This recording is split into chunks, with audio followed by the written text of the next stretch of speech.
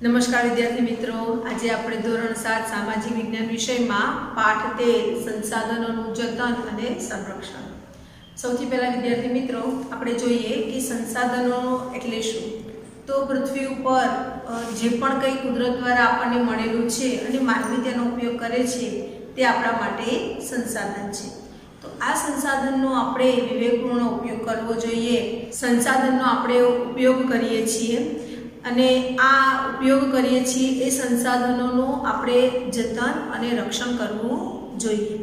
જેમ કે જંગલો છે, જમીન છે, પાણી, હવા, આ બધું આપણને કુદરત દ્વારા મળેલું છે।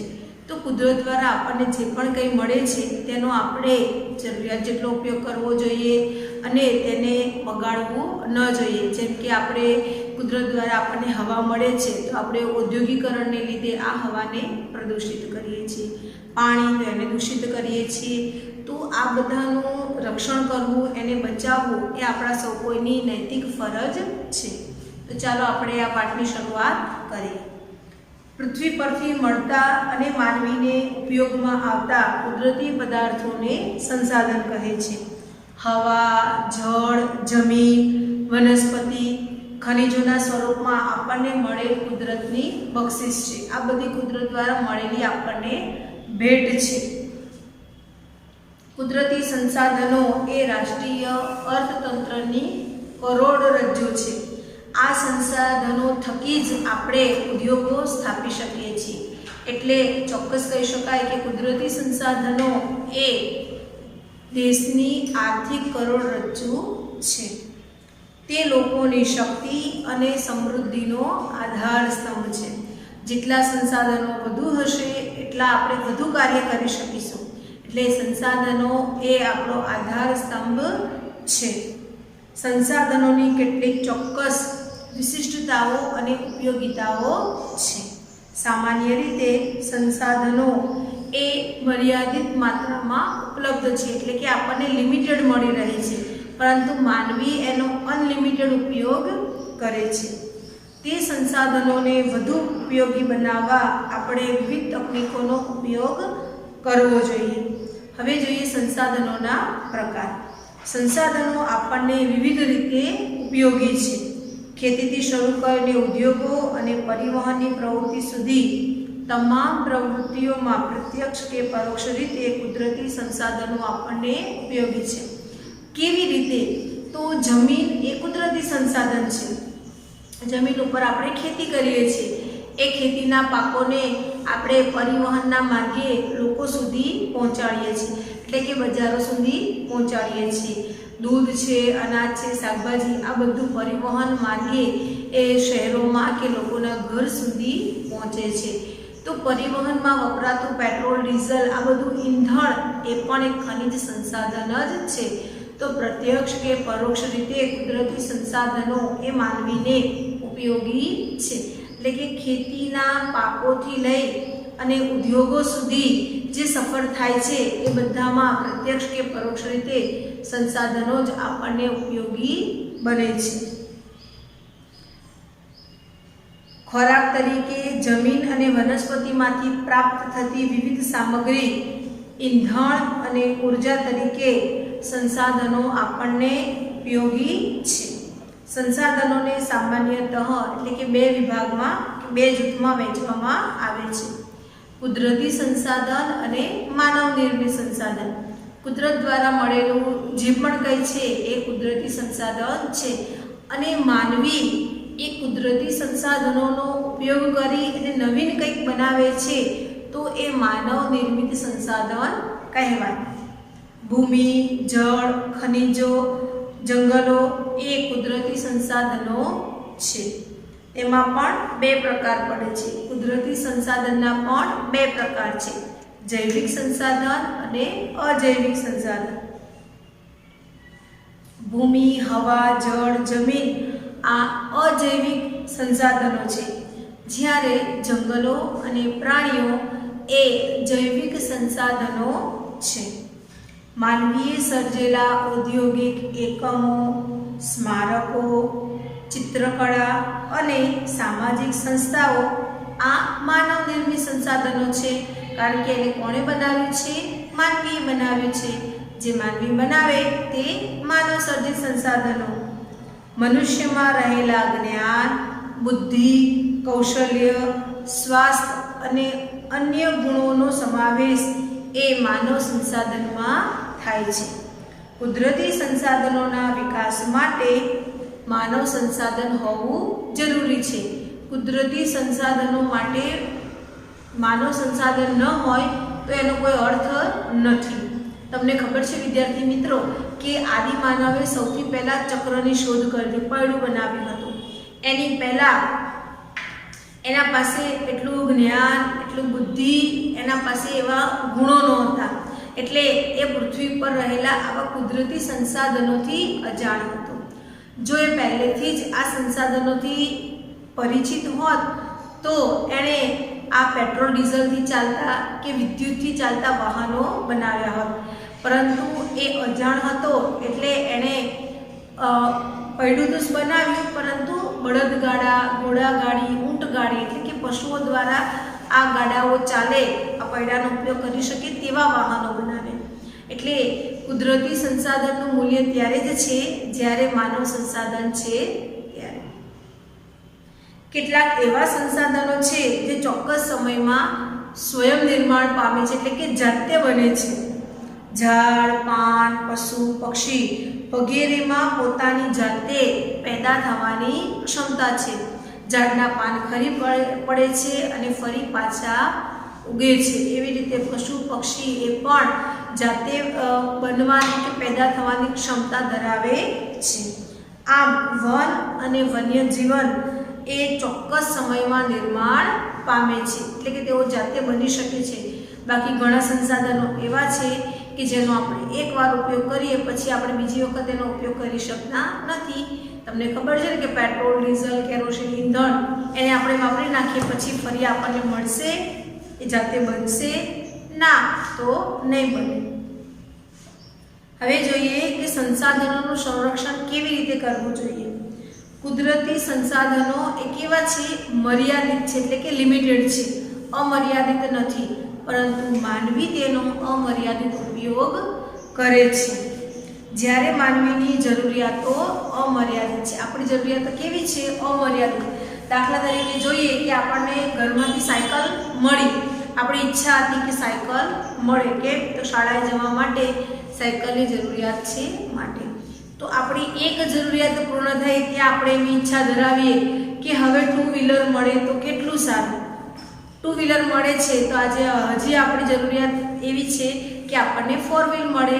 તો આમ માનવીની જરૂરિયાત કેવી છે? અમર્યાદિત છે. અને સામે સંસાધન કેવા છે? મર્યાદિત છે. છેલ્લા કેટલાક વર્ષોથી તકનીકી ક્ષેત્રે થયેલા અસાધારણ વિકાસ અને વસ્તી વિસ્ફોટથી સંસાધનોનો ઉપયોગ ખૂબ જ વધી ગયો છે. આપણે સૌ કોઈ જાણીએ છીએ કે જેટલી વસ્તી છે એટલા વાહનો પણ છે. રોડ ઉપર આપણે જોઈએ છીએ કે આપણને કેટલી બધી પબ્લિક જોવા મળે છે, કેટલું ટ્રાફિક જોવા મળે છે. એક અહેવાલ પ્રમાણે જોઈએ કે અમદાવાદમાં 60 લાખ વસ્તી છે. 50 લાખથી વધુ વસ્તી હોય તો એ મેગા સિટીનો દરજ્જો પામે. આપણું અમદાવાદ શહેર મેગા સિટી છે, તો અમદાવાદમાં 60 લાખ વસ્તી છે.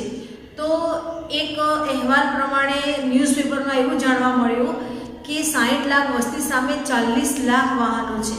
આજે આપણે ઘરે ઘરે જોઈએ છીએ કે ઘરમાં 4 સભ્યો હોય તો 3 વાહન તો હશે જ, કે પર્સનલ એક ટુ વ્હીલર હોય અને સમૂહમાં બધા માટે એક ગાડી પણ હોય. એટલે કે બધાને સાથે બહાર જવું છે એના માટે એક ફોર વ્હીલ પણ છે અને ટુ વ્હીલરો પણ છે. તો આવી રીતે માનવી એ પોતાની ક્ષમતા કરતાં પણ વધારે વાહનો વિકસાવે છે. ઘરમાં જરૂરિયાતના તમામ સાધનો છે. તો આપણે ચોક્કસ કહી શકીએ કે તકનીકી ક્ષેત્રનો એટલે કે ટેકનોલોજીનો જેમ જેમ વધુ વિકાસ થયો છે માનવી તેમ તેમ તેનો ઉપયોગ પણ વધુ કરવા લાગ્યો છે. આ પરિસ્થિતિ વિશે જો આપણે ગંભીરતાથી નહીં વિચારીએ તો આના ખૂબ જ ખરાબ પરિણામો ભવિષ્યમાં આપણે ભોગવવા પડશે. એક એક્ઝામ્પલ તરીકે જોઈએ કે આજે બધા પાસે વાહનો છે અને આ બધા વાહનો એ પેટ્રોલ ડીઝલથી ચાલે છે. તો પેટ્રોલ ડીઝલ જ્યારે ખલાસ થઈ જશે ત્યારે આપણા વાહનોની કોઈ કિંમત રહેશે નહીં રહે. તો હવે તમને ખબર હશે કે સરકાર એ બેટરી સંચાલિત વાહનોનો ઉપયોગ કરવાનું લોકોને સમજાવી રહી છે કે જ્યારે પેટ્રોલ ડીઝલ ખલાસ થઈ જશે આ સંસાધન એ ફરી મળી શકે તેમ નથી, એને બનતા હજારો વર્ષો લાગે છે. તો આ પેટ્રોલ ડીઝલ એ મર્યાદિત છે અને માનવી એનો અમર્યાદિત ઉપયોગ કરીએ છીએ. તમે ટ્રાફિક સિગ્નલ પર જુઓ છો કે 2 મિનિટનું સિગ્નલ પડ્યું હોય અને 50 વાહન એ કતારમાં ઊભા છે, છતાં પણ કોઈ પણ એક વ્યક્તિ પોતાનું વાહન એ સિગ્નલ પર બંધ કરતું નથી. તમે પણ એનો અનુભવ કરો છો, મેં પણ એનો અનુભવ કર્યો છે. તો આ 2 મિનિટમાં 50 વાહનો એ 3 વિભાગમાં ઊભા છે, જ્યારે એક જ વિભાગમાંથી વાહન જાય છે. તો કેટલો બધો આપણે પેટ્રોલ ડીઝલનો બગાડ કરીએ છીએ, ગેસનો બગાડ કરીએ છીએ. કેટલાક ગેસથી ચાલતા વાહનો છે, કેટલાક પેટ્રોલથી તો કેટલાક ડીઝલથી. તો આમ આપણે આ ઈંધણનો ખોટો ઉપયોગ કરીએ છીએ. તો માનવીએ એનો વ્યવસ્થિત અને વિવેકપૂર્ણ ઉપયોગ કરવો જોઈએ. જરૂરિયાત હોય તો જ ઉપયોગ કરાય, જરૂરિયાત ન હોય ત્યારે એનો ઉપયોગ ટાળવો જોઈએ. બને ત્યાં સુધી ચાલીને જવું જોઈએ, સામૂહિક વાહનનો ઉપયોગ કરવો જોઈએ. તો આવી રીતે જો આપણે વિચારીએ, વિવેકપૂર્ણ ઉપયોગ કરીએ તો ભવિષ્યમાં આપણને આના માઠા પરિણામો મળશે નહીં. એટલે જ ભવિષ્યની પેઢીઓ માટે સંસાધનોનું રક્ષણ કરવું એ આપણા સૌ કોઈની ફરજ છે. આ જેટલી પણ ટેકનોલોજી આપણે વિકસાવી છે એ આપણી આવનાર પેઢીને પણ મળે એના માટે આપણે આ સંસાધનોનું રક્ષણ કરવું જોઈએ. સંસાધનોનું રક્ષણ એટલે એનો વિવેકપૂર્ણ ઉપયોગ. કેટલાક સંસાધનો પોતાની મેળે જ ચોક્કસ સમયમાં પોતાના હિસ્સાની પૂર્તિ કરે છે, અથવા તો તે અખૂટ છે, એટલે ગમે એટલા વાપરો ને તે ખૂટે જ નહીં. એવા પણ સંસાધનો છે, જેમ કે એને નવીનીકરણીય સંસાધનો કહેવાય, જેમ કે જંગલો, સૂર્યપ્રકાશ.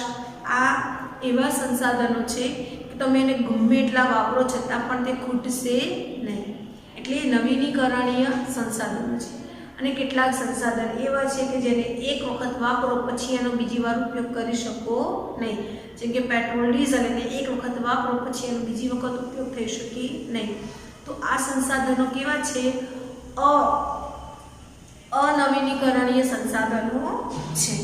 કોલસો, કુદરતી વાયુ, આ બધા અનવીનીકરણીય સંસાધનો છે. સંસાધનોમાં જોઈએ તો આપણે ભૂમિ સંસાધન, જંગલ સંસાધન, પ્રાણી એટલે કે વન્ય સંસાધન, જળ સંસાધન, કૃષિ સંસાધન અને ખનિજ સંસાધનો વિશે અભ્યાસ કરીશું. આ ઉપરાંત માનવી પણ એક સંસાધન જ છે. સંસાધનોને માલિકી, પુનઃ પ્રાપ્યતા, વિતરણ ક્ષેત્રના આધારે વર્ગીકૃત કરવામાં આવે છે. ભૂમિ સંસાધન, જેમાં સૌથી પહેલાં જોઈએ જમીન નિર્માણ, કે જમીનનું નિર્માણ કેવી રીતે થાય છે એનું ઉપલા પડની ચર્ચા કરીએ. કે સામાન્ય રીતે ભૂસપાટીનું ઉપલું પડ જેમાં વનસ્પતિ ઉગે છે તેને આપણે જમીન કહીએ છીએ. જમીન પૃથ્વીના પોપડા પરના અનેકવિધ કણોથી બનેલું છે. એક પાતળું પડ છે.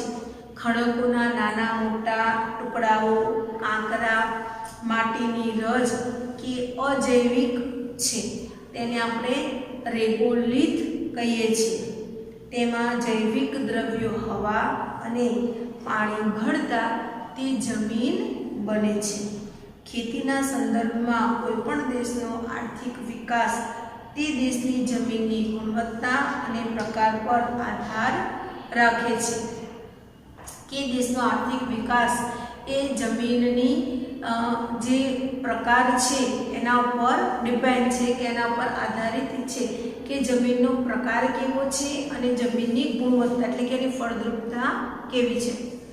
જમીનના પ્રકાર જોઈએ કે ભારતીય કૃષિ સંશોધન ICAR દ્વારા ભારતની જમીનને આપણે કુલ 8 ભાગમાં એટલે કે 8 પ્રકારમાં વહેંચીએ છીએ. તો જોઈએ કયા 8 પ્રકાર છે.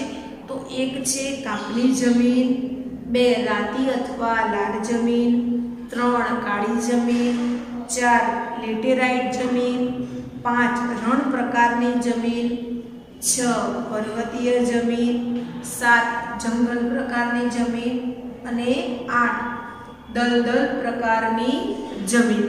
તો આ જમીનના 8 પ્રકાર છે. હવે જોઈએ કે જમીનનું ધોવાણ અને તેનું રક્ષણ. કે જમીનનું ધોવાણ કેવી રીતે થાય છે? તો જમીનનું ધોવાણ ગતિશીલ પાણી કે હવા દ્વારા થાય છે. જોરથી પવન ફૂંકાતો હોય, હવા આવતી હોય તો એ જમીનના જે કણો છે તેને ઉડાડી દે છે, એટલે જમીનનું ધોવાણ થાય છે. અને પાણી દ્વારા જમીનનું ધોવાણ થાય છે. જમીનના ઉપલા કણોનું ઝડપથી કુદરતી બળો દ્વારા અન્યત્ર સ્થળાંતર થઈ જવું એને જમીનનું ધોવાણ કહેવાય છે. જમીનના જે કણો છે તે ઝડપથી સ્થળાંતર કરે તો એને આપણે જમીનનું ધોવાણ કહીએ છીએ. જમીનનું ધોવાણ થવાથી ખેતીની ઉપજમાં ઘટાડો થાય છે. ફળદ્રુપ જમીન હોય અને એની બધી ફળદ્રુપતા જતી રહે તો શું થશે? તો ખેતીનો જે પાક ઉગાડીશું એ પાક સારો નહીં ઉગે, અથવા તો એ પાક નિષ્ફળ જશે કે ઓછી ઉપજ આવશે. તો આ જે એનું સ્થળાંતર થાય છે કે જે એનું ધોવાણ થાય છે તેને આપણે અટકાવવું જોઈએ. તો જમીનનું ધોવાણ અટકાવવા માટે શું કરવું જોઈએ? તો પડતર જમીનમાં વૃક્ષોનું વાવેતર કરવું જોઈએ. આપણે વૃક્ષોની ઉપયોગિતા નાના ધોરણથી ભણતા આવ્યા છીએ કે વૃક્ષો એ જમીનનું ધોવાણ અટકાવે છે. તો કેવી રીતે? તો આડબંધ તમે વૃક્ષોની હાર લાઈન કરશો તો પાણી દ્વારા કે હવા દ્વારા એ જમીનનું ધોવાણ અટકાવશે. વૃક્ષો એ રણ પ્રદેશને આગળ વધતો અટકાવે છે. વરસાદ ઉપરથી પડતો હોય અને ઘટાદાર વૃક્ષ હશે તો વરસાદનું પાણી એ વૃક્ષ ઉપર પડશે, સીધું જમીન પર નહીં પડે, એટલે આમ પણ જમીનનું ધોવાણ અટકશે.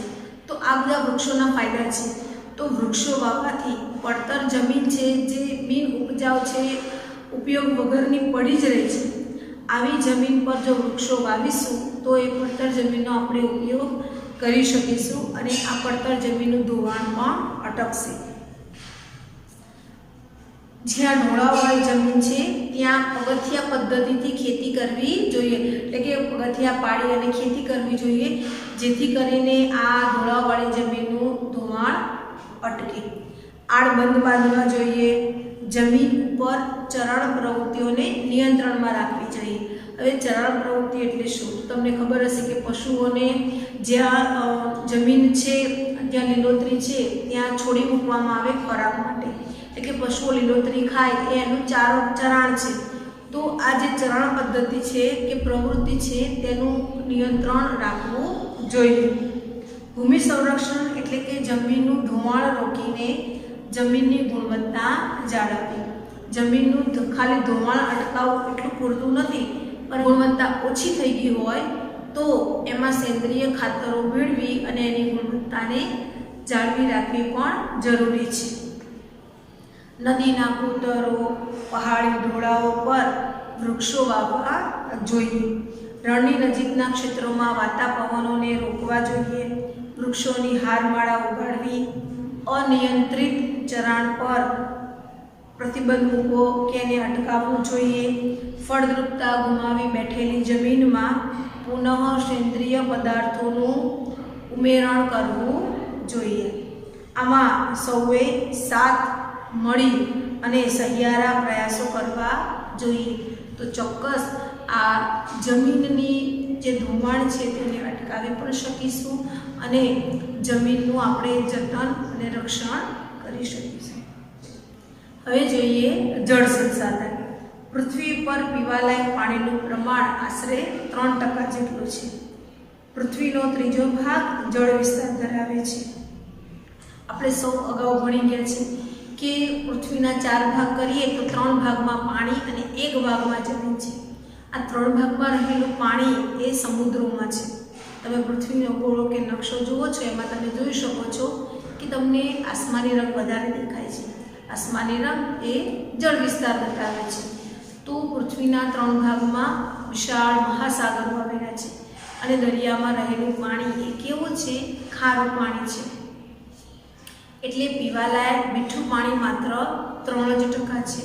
અને આ 3%માંથી અડધું પાણી તો એ ધ્રુવો ઉપર રહેલું છે. હિમાલય જેવા અન્ય બરફ આચ્છાદિત પર્વતો ઉપર રહેલું છે. તો બહુ ઓછું પાણી એ જમીન પર પીવાલાયક છે, જે નદીઓમાં રહેલું છે અને આપણને વૃષ્ટિ એટલે કે વરસાદ સ્વરૂપે મળે છે. પાણી કુદરત થકી મળેલી અનમોલ ભેટ છે.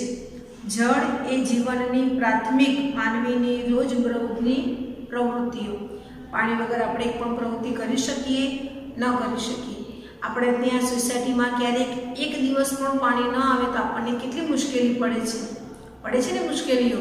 આપણે વિચારીએ છીએ કે પાણીનો સંગ્રહ કરીએ તો કેટલા પાણીનો સંગ્રહ કરીશું? પીવાનું પાણી તો આટલું પાણી પીવા માટે તો ચાલશે, પરંતુ હાથ પગ ધોવા માટે, નાહવા માટે, બીજી અન્ય ક્રિયાઓ માટે, કપડાં, વાસણ, તો કેટલું બધું પાણી આપણે એક દિવસમાં નથી આવવાનું તો ભરીએ છીએ.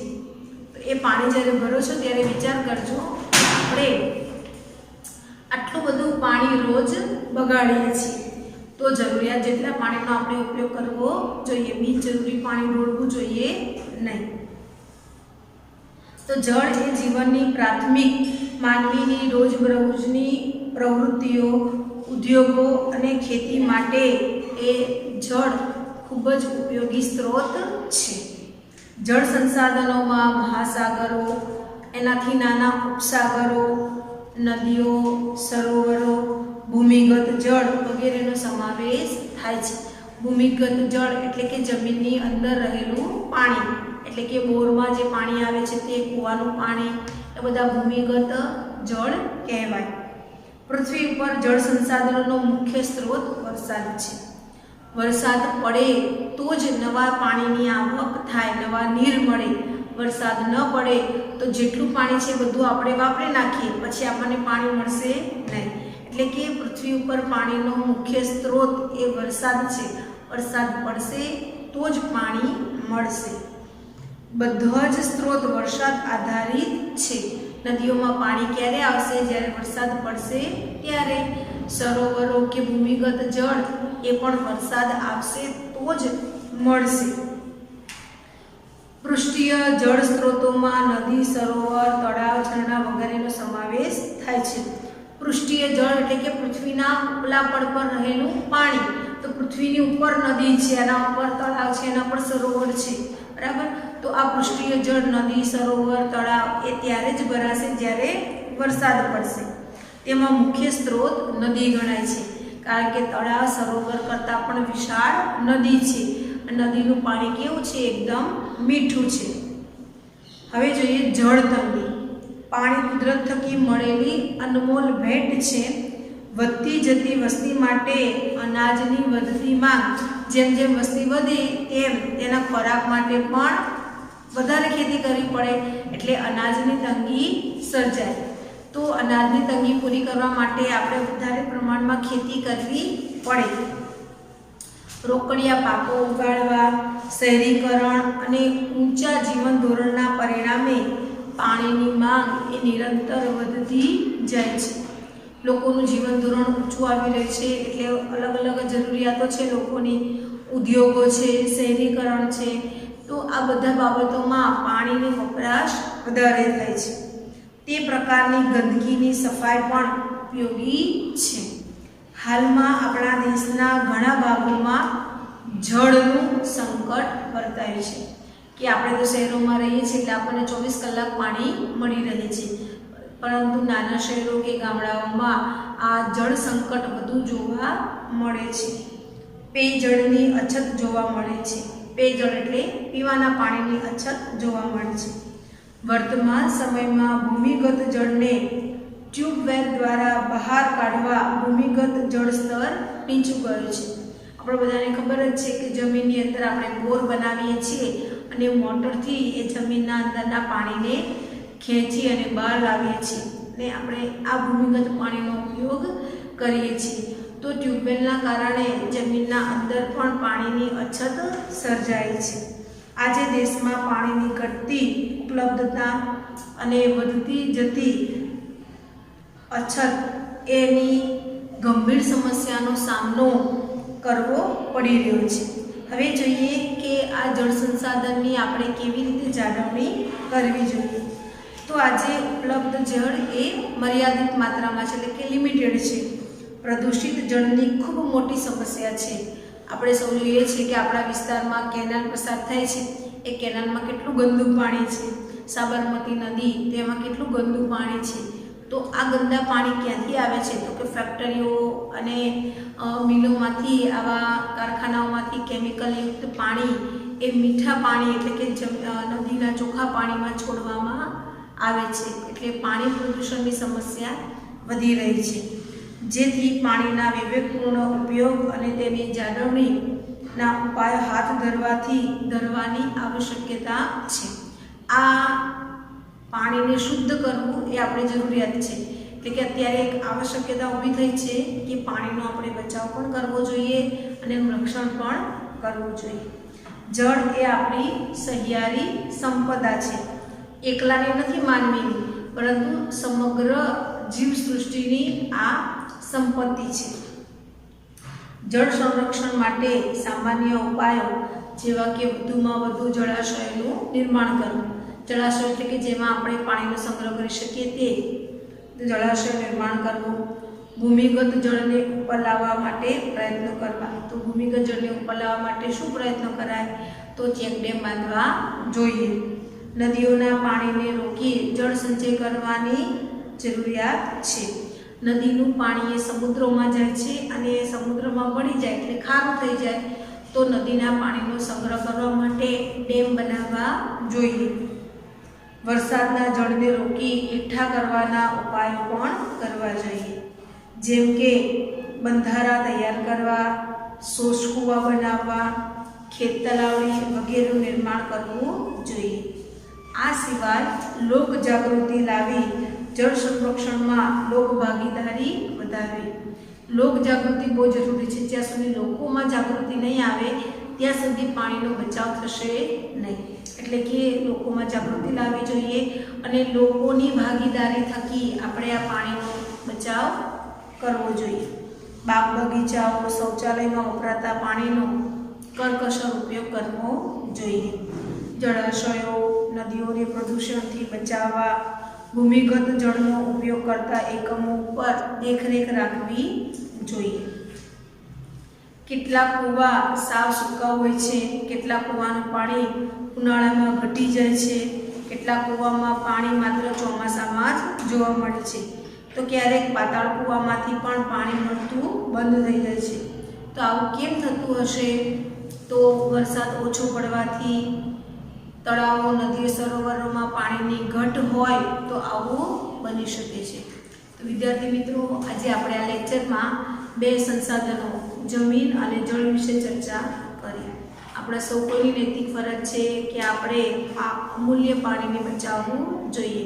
આપણે કોઈ પણ પ્રક્રિયા થકી, ગમે એવી ટેકનોલોજી થકી પાણીને બનાવી શકતા નથી, બરાબર? તો કુદરત દ્વારા મળેલી આ અમૂલ્ય ભેટને આપણે સૌએ સાચવી, કરકસરથી વાપરવી જોઈએ। વિદ્યાર્થી મિત્રો, હું તમને જે પણ કંઈ નોંધ મોકલું છું તો તમારે ખૂબ સારા અક્ષરે સમાધિ નોટમાં લખવાની રહેશે। અહીંયા આપણો લેક્ચર પૂર્ણ થયો। અસ્તુ।